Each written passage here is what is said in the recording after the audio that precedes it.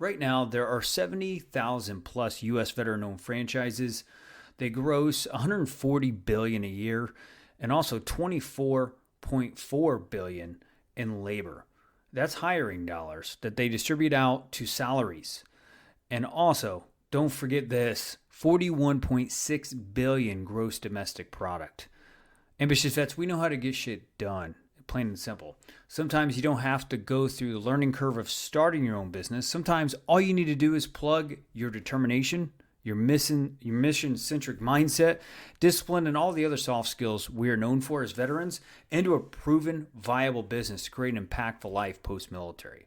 My promise to you is by the end of this episode, you'll learn more from someone who has been on both sides of the spectrum of things, just like the military, both the enlisted and the officer side, but in civilian terms, both employment and also being executive of a global tech company as an entrepreneur, and why he would bet his 30 plus years of business experience on why you can have everything you want and more by simply owning a franchise. Stay tuned.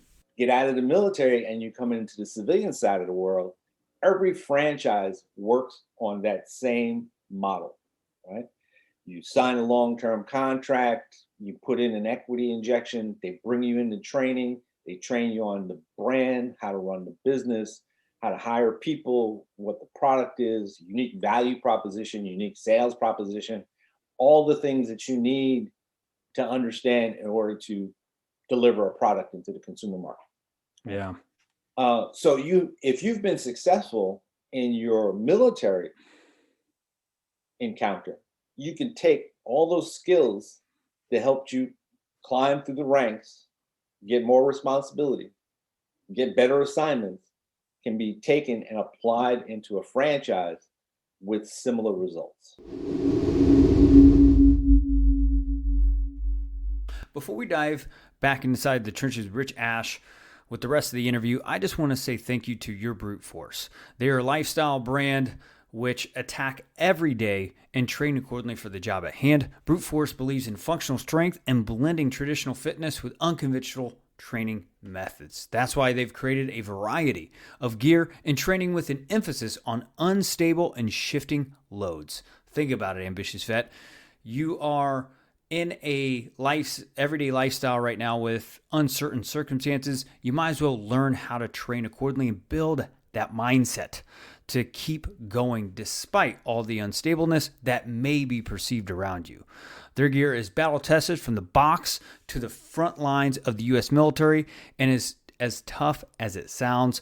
Ambitious vet, go ahead and check out their sandbags, their apparel, gear, and app, where you're going to get daily sandbag and bodyweight workouts.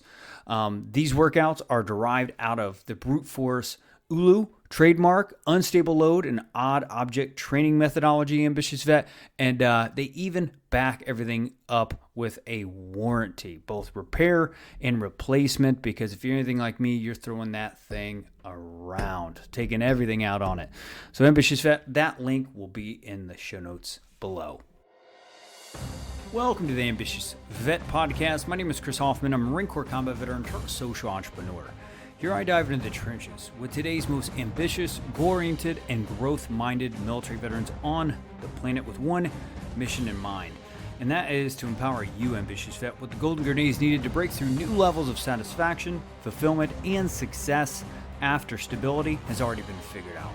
Now, I have to give you a quick disclaimer, just like probably your wall locker, if it was anything like mine, it wasn't perfect, right? This podcast, this show, we pride ourselves in authenticity, and we do say you knows and us. So if you are looking for perfection, this ain't your show. But if you are looking to listen for the gold that helps your life move forward inside the trenches in your everyday life, this is it. Stay tuned. It's time to get into the trenches, dig into your purpose, and fire up your life fulfillment. The Ambitious Vet Podcast starts now.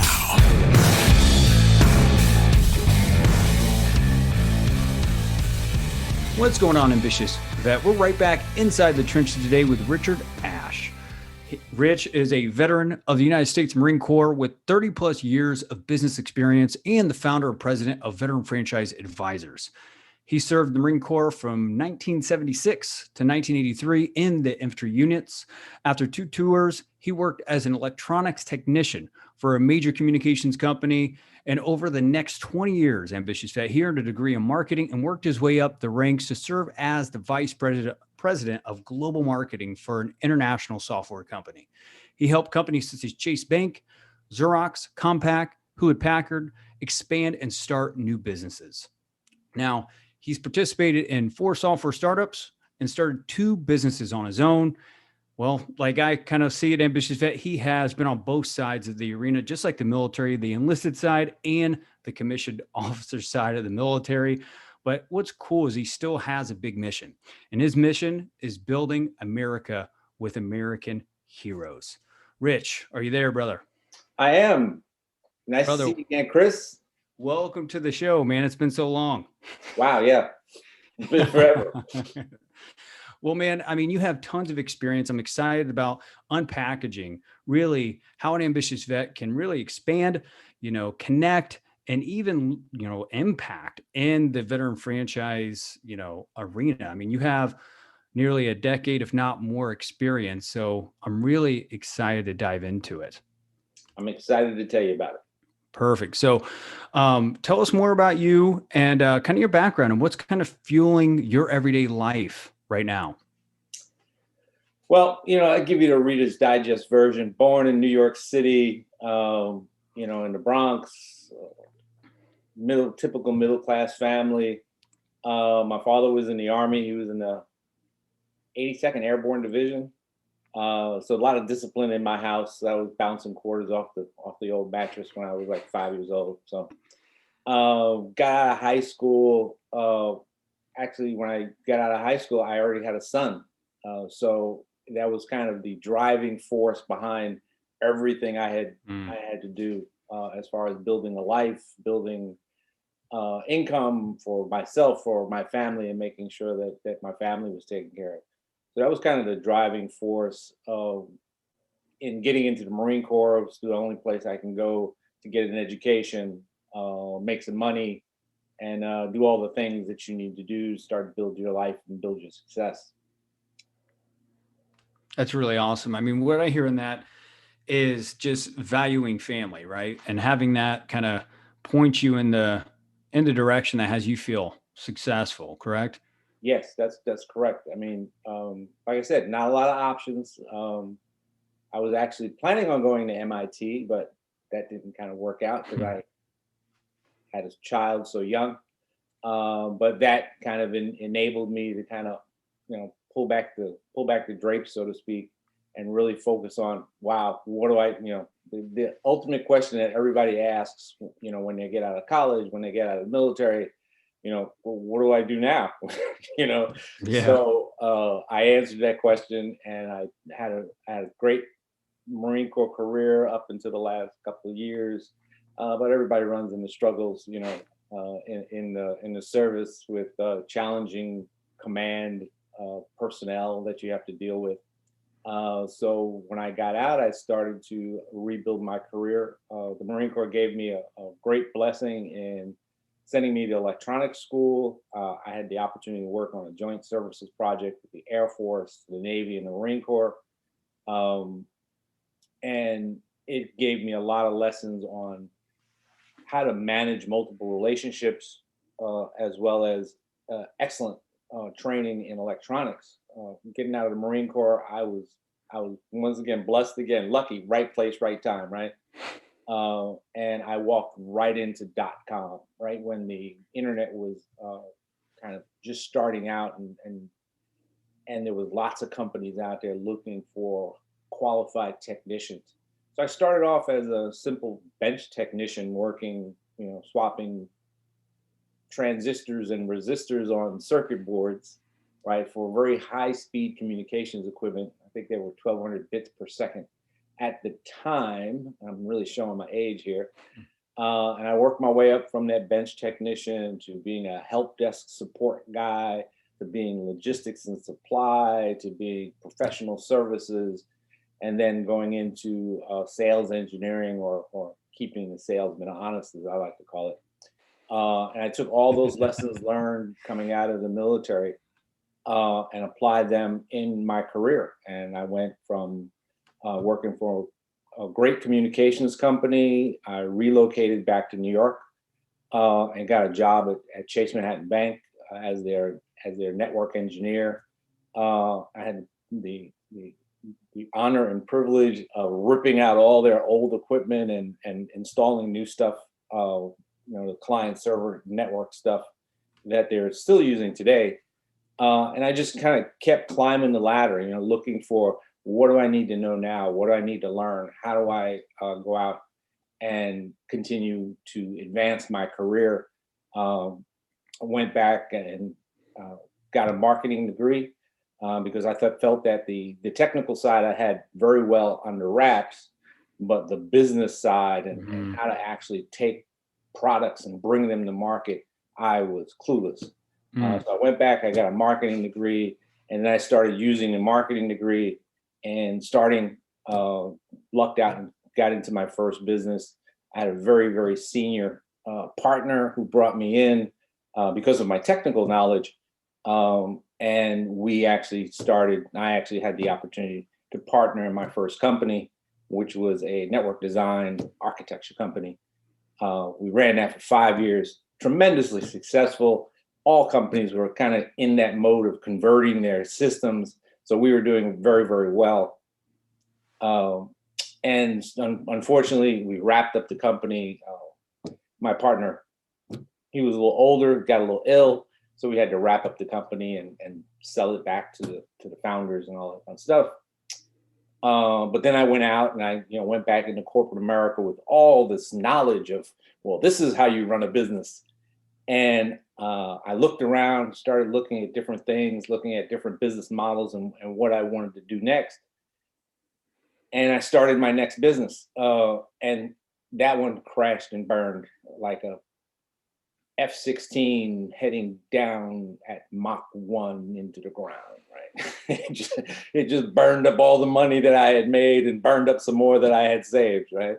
Right. So that actually kind of gave me, it was actually a very good learning experience. And you hear this all the time, pretty cliche, you learn more from your failures than you do from your successes.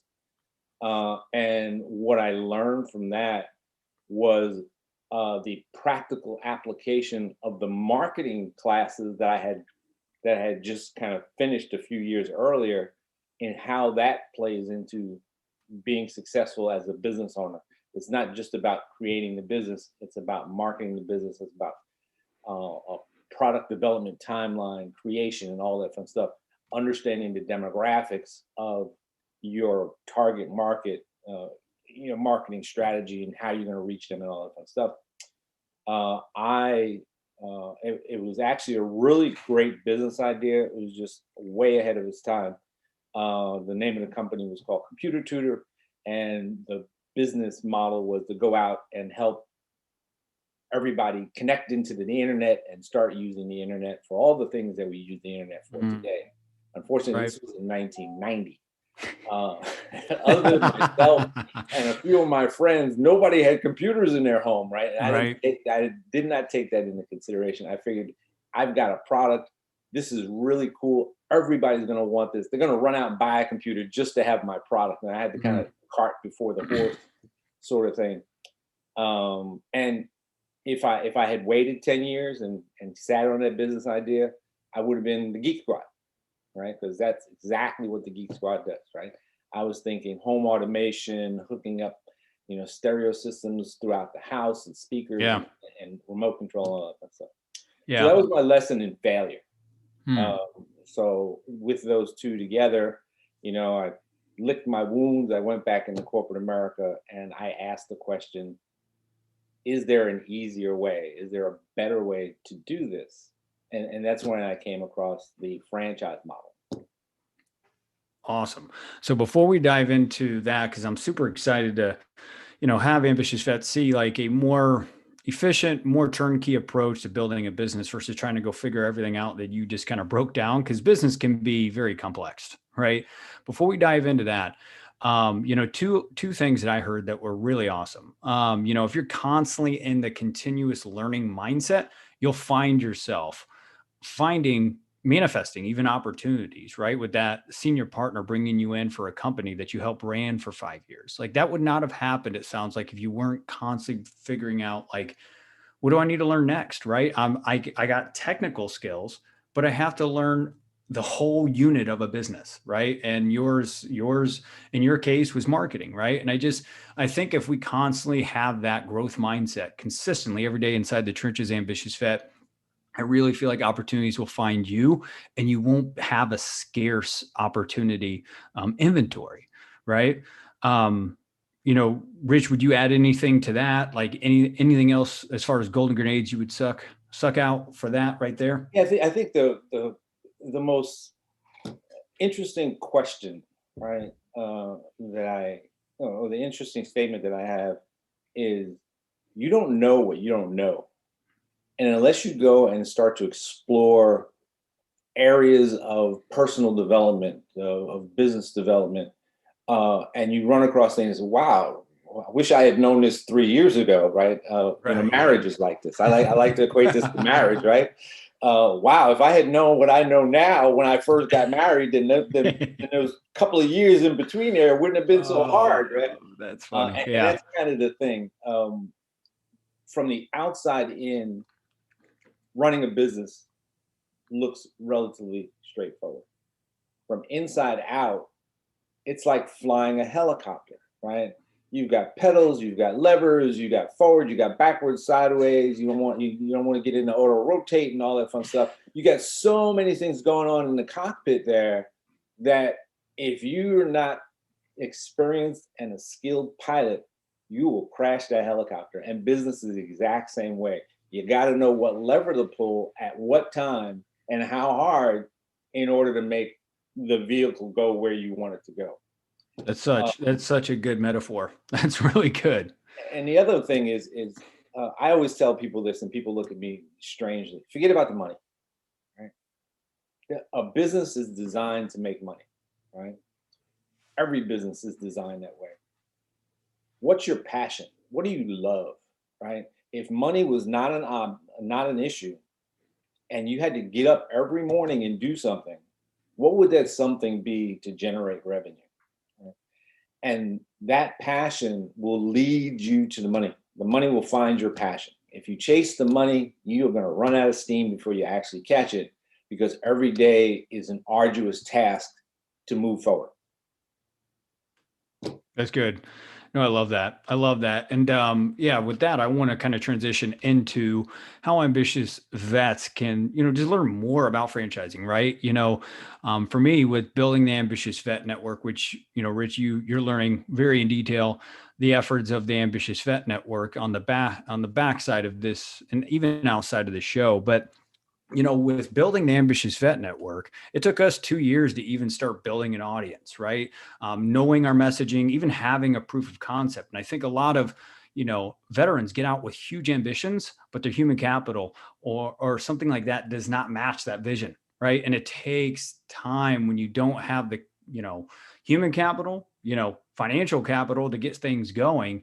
And I think one of the best ways I've heard it said recently to an advisor that I was helping advise us in our next steps of our business was, when you're an entrepreneur, sometimes you got to have the motivation before the money, versus kind of more of an employment standpoint. You have the money and you got to keep the motivation. Right. Mm-hmm. So, oh man, that's so true. Right. So like, let's weed out all the complexities of learning really all the business jargon. Tell us why franchising is more of a surefire way for ambitious vets to get out and actually provide for their family post-military. Why franchise? Good question. Yeah. I'd like to preface that with, there's no guarantees in life, right?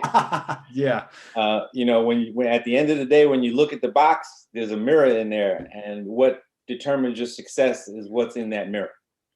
Right. I like to softball up questions, man. I'm a promoter. That's okay. That's okay. And you talked about it, passion, right?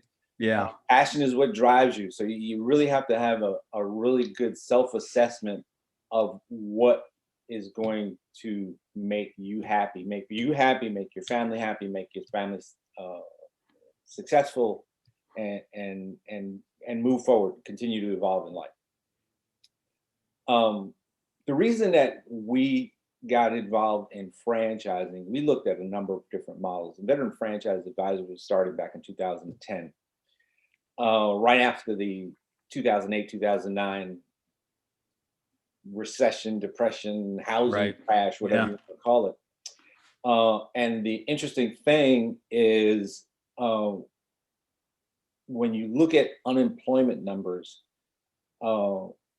in general, you'll find that the unemployment numbers stated are generally 4 points higher for veterans than there are for everybody, right?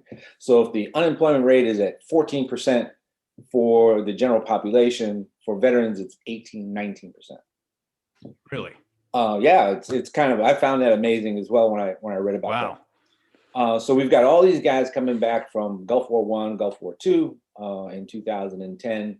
And I met really smart Army guy, I hate to say it, but he had been in franchising for about 20 years. And we had this conversation, and the conversation was really about, well, what are these veterans going to do when they come back? There's no jobs really available. How can we help them, start to build a life, reintegrate in society, right? And what came out of that is he had been talking about his experience in franchising. I had talked about my experience in, building a successful company, crashing another company.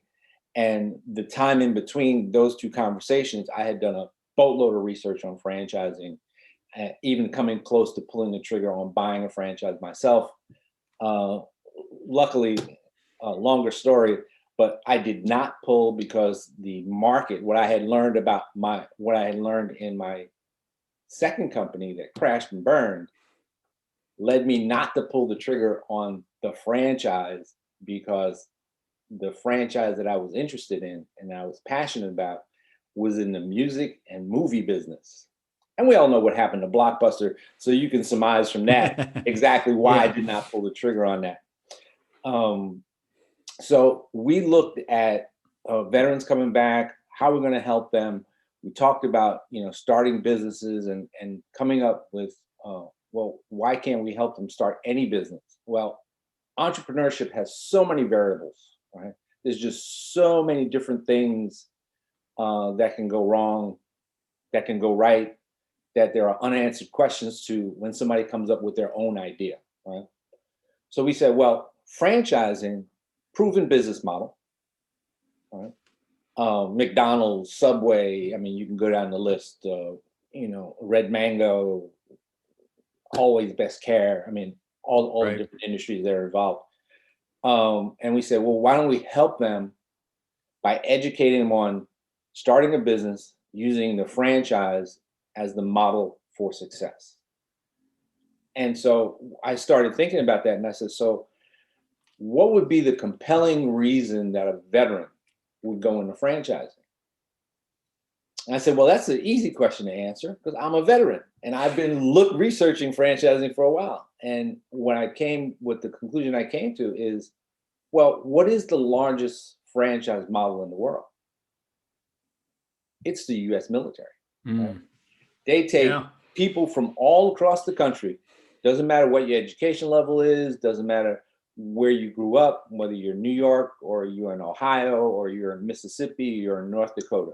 They put them all together and they run them through a process, right?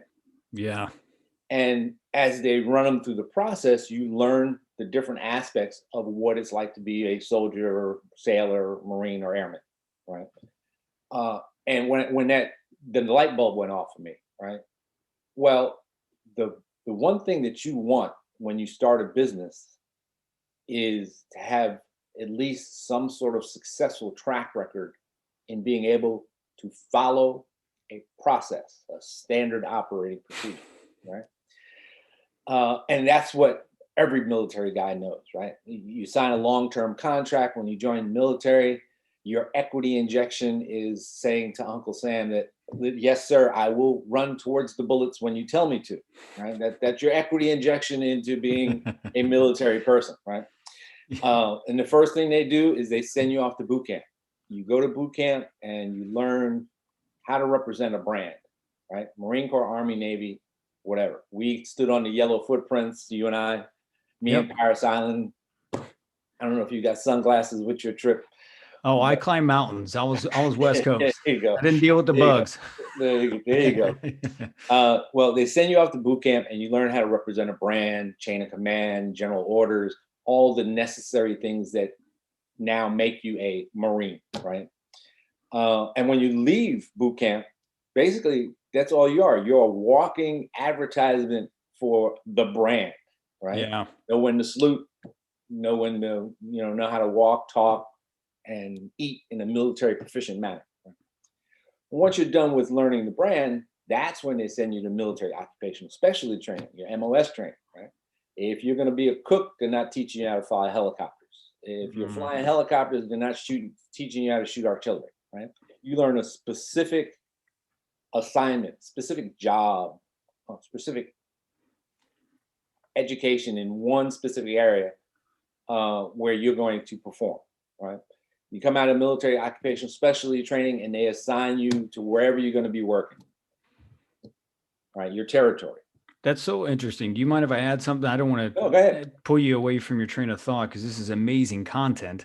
But I never thought about it like that. Like, yeah, boot camp's kind of like character development. And then like your MOS school is more of like the tactical of how do you be effective in your role. But like that 3 months is all building your military character, right? The mindset, the emotional resilience or numbingness to your emotions in the Marine Corps side of stuff. But that's just incredible stuff. Yeah.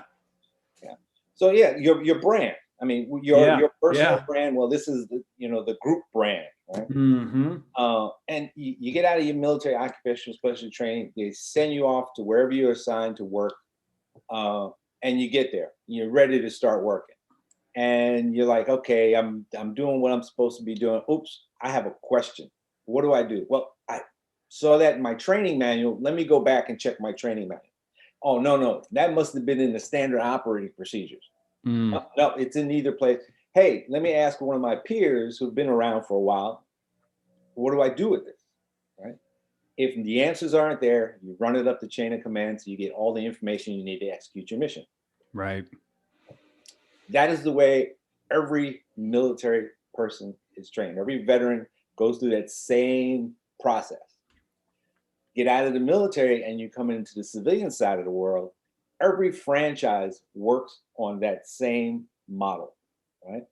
You sign a long-term contract, you put in an equity injection, they bring you into training, they train you on the brand, how to run the business, how to hire people, what the product is, unique value proposition, unique sales proposition, all the things that you need to understand in order to deliver a product into the consumer market.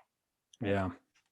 So if you've been successful in your military encounter, you can take all those skills that helped you climb through the ranks, get more responsibility, get better assignments, can be taken and applied into a franchise with similar results.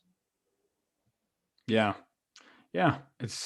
I love how you've been able to kind of think through it enough to like transition it to paint a picture for, an ambitious vet to kind of just look at it, because I know I've never looked at it like that. And I'm just like, wow, like light bulbs are going off. I'm like, no wonder why, and I'm sure you're going to dive into some success numbers for why veterans are more successful with franchising, but it is like, it's very systematic. You just plug in our soft skills like discipline, right? You just put discipline on the line right there. We're outperforming our peers right there, right? So just playing our soft skills right into a systematic approach towards building a business. I mean, it just makes sense. It's really good stuff. Yeah, the soft skills that you learn in the military is leadership, teamwork, right? Sometimes you're part of a team, sometimes you're leading the team. Discipline, as you mentioned, perseverance, right? Hey, I'm going to make it up that mountain. I know I am, right? Next time I'm going to make it all the way to the top, right? And then, of course, the ability to work under pressure. There is no other occupation in the world that demands the ability for you to remain calm under pressure more than the United States military. So those skills are essential characteristics of what is going to make a successful franchisee. But the franchisor has a business in a box, basically. It has the website in there. It has how to do social media. It has what is your store going to look like if it's a brick and mortar business. You take a look at Subway. You walk in the Subway anywhere in the world, it looks exactly the same. Depending on the culture, you may have different ingredients, but it's exactly the same. It's set up the same, and every customer goes through the same process, right? Because they figured out an efficient process in order to deliver a sandwich to a customer in the most efficient way. Yeah. That tastes good too, hopefully. Yeah. Well, franchising isn't about the best quality. It's about consistency, right? When you go into the military, every person that goes through boot camp doesn't come out, like Sergeant Fury, right? Right. You get different results in there, but what you're looking for is the common denominator, that common consistency, right? I've had better hamburgers than the quarter pounder with cheese, but if I get off a plane, right, and I've got to go to a meeting and I'm hungry, right, I've got Bob's Burgers on the left and McDonald's on the right. I'm stopping at McDonald's because I know exactly what I'm gonna get, how much it's gonna cost, how it's gonna affect me physically, in my body. I'm not gonna, get ill, and I can go to my meeting with confidence and with something in my belly. If I stop at Bob's, well, Bob may have great burgers, but I've never eaten at Bob's before, so I don't know, right? I don't know what the results of me stopping at Bob's is gonna do when I get to my meeting and my stomach goes, rah, rah, so it literally says Bob. Your stomach says Bob. Bob. So that's what franchising is. It's consistency, right? And that's what people garner towards. It's why franchising has been so successful in overtaking and dominating the market space. That's great. I think we've really done a great job as far as nailing down the why, right? But I'm sure there may be an ambitious vet that's listening to this right now that maybe, that you got my emotions pulled a little bit. Like I'm bought in a little bit, but let's bring more logic, the probability behind it. What are some of the numbers, like number of veterans who've started franchises, success rates, economical impact? What would be some numbers that you can throw at the ambitious vet network for them to be like, wow, yeah, that makes sense? So, yeah, it's kind of interesting. The last report that was done was back in 2014, so it's a little dated, and they did one before that. And the report actually started back in 2011 and was published. As of 2011, there were 66,000 veteran-owned franchises in the U.S. Wow. Since 2011, there's been another 6,000 new franchises started by veterans. They gross in excess of $140 billion a year. They pay out $24.2 billion in labor, and they contribute $41.6 billion to the gross domestic product. And vets only make up 7% of the population of the U.S., but they make up 14% of veteran-owned franchises. No, that's awesome. Thanks for breaking that down. And I think, I may not speak for all the ambitious vets that's listening to this, but one of our favorite franchises is J-Dog, right? Episode 83, Ambitious Vet. If you haven't already gone back and listened to that, it's titled How to Leverage the Veteran Status Tactfully to Create Margin in Life with Jerry Flanagan, the guy that started the whole thing. So that's one of our favorite franchisors over here on our part. But man, that's crazy how like veterans are just making that level of an impact at 7% of the population, killing it out there in the marketplace. Rich, is there anything you would add to that? Yeah, I think we go back, it's a circular thing, right? If you want to start a franchise, that's if you want to start a business, franchise is a great way to start. But there's some other aspects to that as well, right? Franchising is a great way to start a business. What if you have a business? You want to expand? Well, franchising could potentially be a great model for expanding your business, right? Yeah. What makes McDonald's so successful is they don't have any out-of-pocket capital expenses, right? The employee, the franchisee comes in and says, "Oh, I want to own a McDonald's." Well, great. Here you go. Here's the box. You got to go out and find, we're going to help you with the real estate and find a location. You got to build out the location. You got to do all these things. Right. And basically, McDonald's is just training you on how to do this, right? There's different models of franchises you can get into. I hear Chick-fil-A a lot. And Chick-fil-A is technically more of an executive operator's license than it is a franchise. So there's kind of different models you want to look into as well in how you want to do your franchise model as well. I think one of the most important things is you have to have a good team when you're looking for a franchise, right? You need a franchise attorney, not a business attorney, but a franchise attorney. Every franchise out there has a document. It's produced once a year. It's called the franchise disclosure document, and it is the prospectus of that particular franchise. You need to read through that thing and understand it, and that's why a franchise attorney is important. He'll tell you what's negotiable, what's not, what's material that you can't change. It's published once a year, so every year every franchisor has to publish this document, and that's kind of a great way to go. Other people on the team, you probably need a CPA. At least if you don't want to do it yourself, you need to set up a limited liability corporation, C Corp, S Corp, whatever your business entity is going to be, to protect your personal assets from your business assets. So you want to make sure that's in place as well.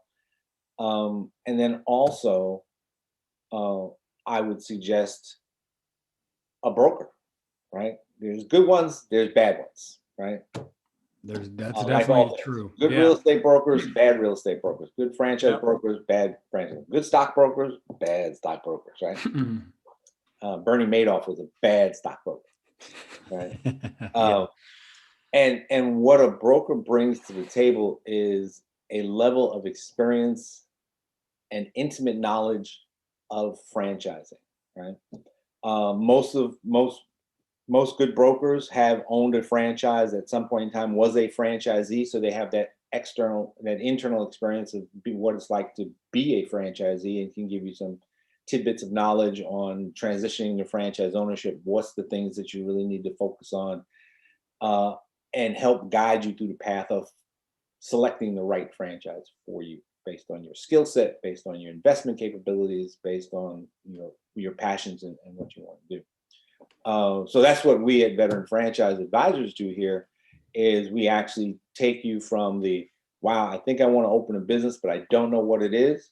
Well, let's figure that out, and we take you through the path of lending, legal guidance, technical guidance, and getting you to the back to the contract signing. It's a free service for veterans. Our business model, and pretty much every broker's business model, is we are paid by franchisors to bring them the right candidate with the right skill set at the right time. If you talk to a franchise broker and he's trying to charge you upfront money, tell them to have a nice day and move on to the next one. Right? Yeah. We work specifically with veterans. Obvious, been there, done that. I understand some of the challenges they face in transitioning out of the military.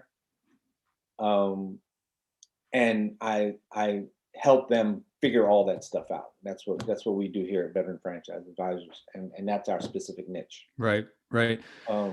And Rich, I would just add, you've been in the franchising world since 2011, right?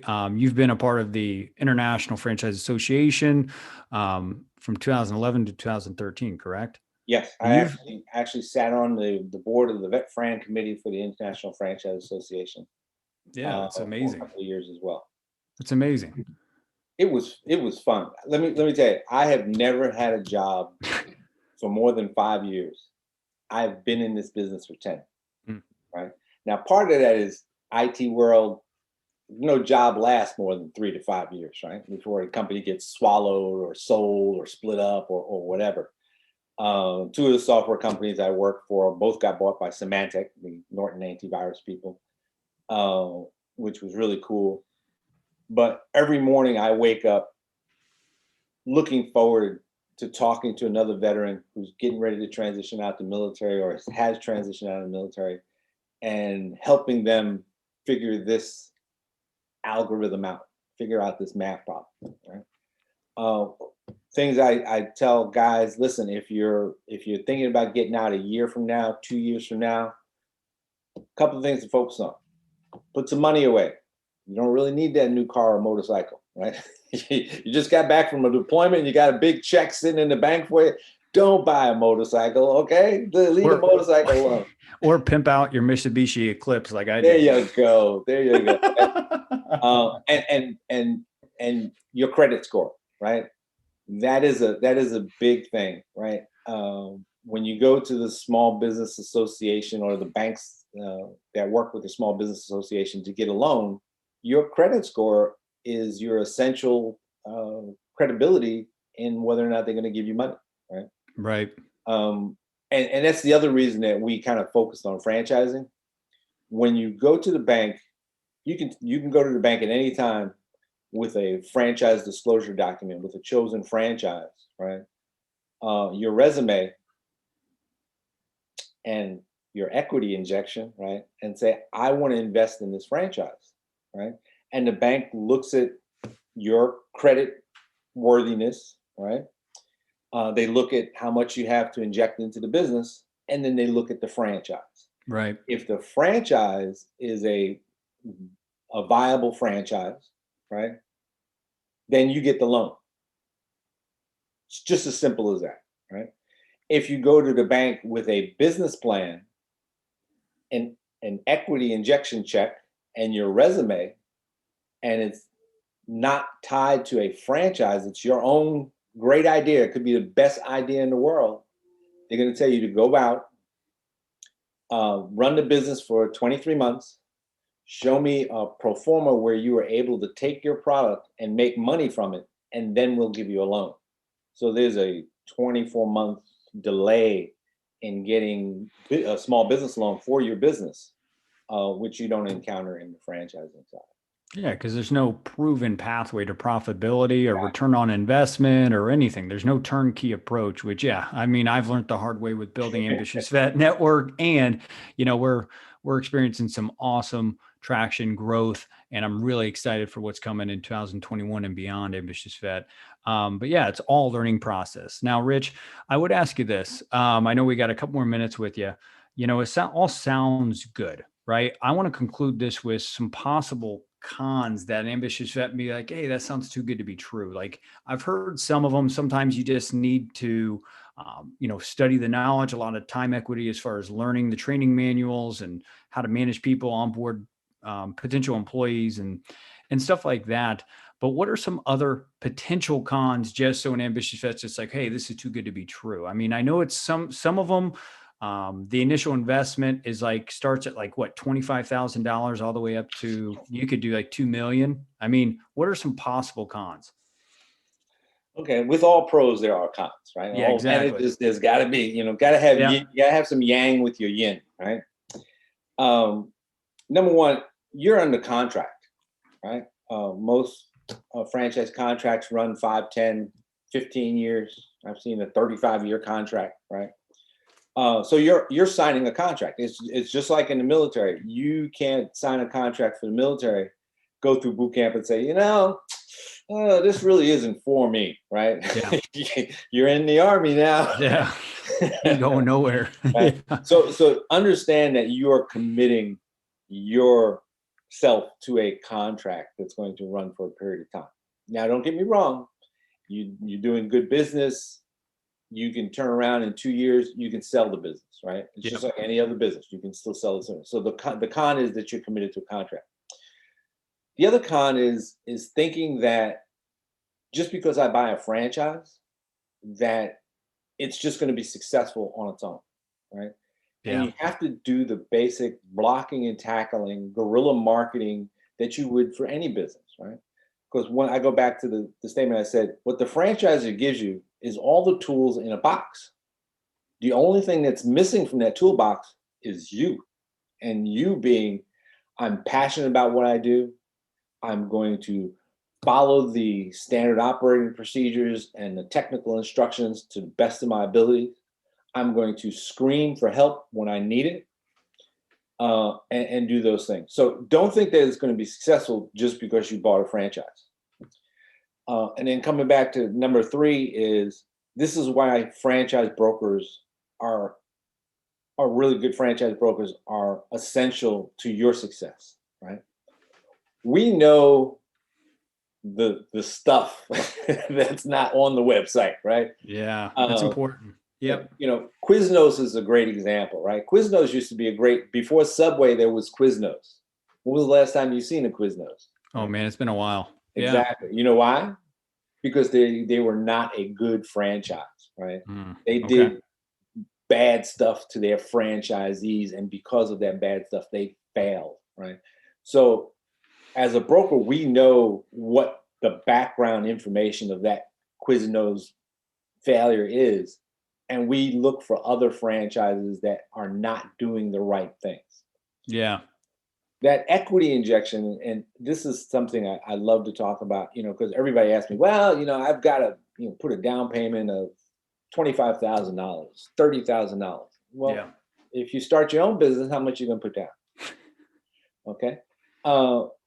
And not only that, but the franchise fee is a loss leader for the franchise, which means they don't make any money off a franchise fee. That franchise fee is strictly an onboarding cost, right? Because what you get from that is you get training, right? You're going to spend 5, 10, 15 days, depending on the franchise, in their corporate office, and they're going to have people there that's teaching you how to run the business, how to hire employees, how to manage the product, et cetera, et cetera, et cetera, right? Then you're going to get a website. You're going to get social media. You're going to get a support team. You're going to get a marketing team that's all in place. And their only reason for being there is to help you be successful.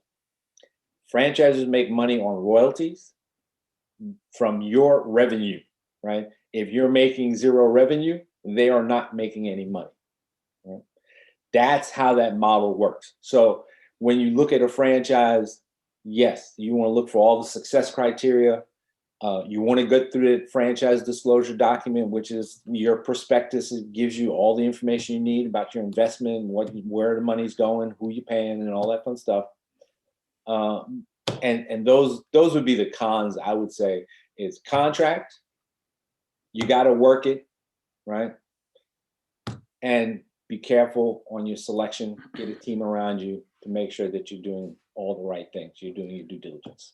No, that's great, Rich. I mean, what I hear in, your services is you're helping them get ahead of the potential landmines or red flags of maybe there's an ambitious vet getting out saying, man, I want one of those. I think it's called Great Clips is like a popular one in the veteran community. I may be wrong, but it's, Great Clips is like the one that I want. And, you may be able to come to the table and be like, well, let's dive into your skill sets. What kind of lifestyle do you want? What is going to be the bottlenecks and potentially coming into that franchise and running it as an individual location. So that's some really awesome knowledge. And thank you for going to the other side of the sort of things to educate the ambitious vet network. So we're going to wrap this whole thing up, Rich, with your 3 golden grenades. It's a tradition here. So what would be 3 wisdom bombs you would bring to the Ambitious Vet Network right now? You could sum it up with 3 golden grenades from the show or brand new ones. What would be 3 wisdom bombs that you drop in right here for an ambitious vet to keep pushing forward in the trenches? Never stop learning. Right? Always look for that thing that you don't know. One of the things that I hear from a lot of guys is, I don't want to do sales. Well, guess what? If you own a business, you are the sales guy, right? I don't care what business it is. You're responsible for representing your company, your brand, to not only your consumers, but also your employees, right? Employees follow the example of their leader, right? Everybody in the military knows that. You got a slouchy leader, everybody's a slouchy fire team, slouchy platoon, right? Passion. I can't stress enough how important loving what you do makes in running your business. People don't buy products. People buy why, right? Why do I want to do business with you? Why should I buy this product? Why should I spend an extra $1, $10, $50 on this product as opposed to that product? So really understanding your why and what drives you, that passion that drives you. Third grenade is watch your money, right? Money rules. The rich get richer, the poor get poorer, and there's a reason for that, right? The more you can do to understand your money and manage your money, the better you will be. Credit worthiness is the American way. It has, getting rich in America has nothing to do with wealth. It has to do with managing your credit.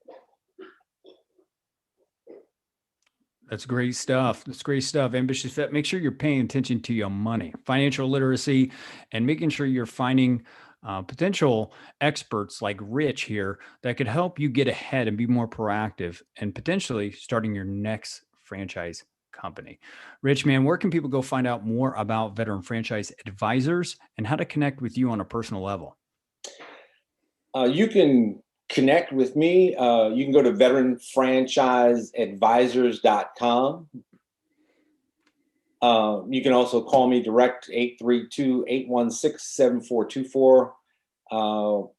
We're pretty much available at your convenience. We will set up a call with you to go through your goals and ambitions and help you out there. Find us on Facebook, Veteran Franchise Advisors on Facebook, and look me up on LinkedIn. Yeah. Well, Ambitious Vet, make sure you get that done. Just me being in the community since 2017, Rich Ashe here is one of the most solid, just guys in the field of doing it for the right reasons. Obviously been in the industry for over 10 years, helping ambitious vets just like you fulfill on that big vision. So make sure you at least take the first step, reach out to him, schedule a call or text him and get that conversation moving. You never know until you take that next step. Rich, man, thanks for your time, brother. And thanks for joining the Ambitious Vet Show. My pleasure. Thank you very much, Chris. And I always tell everybody, conversations are free.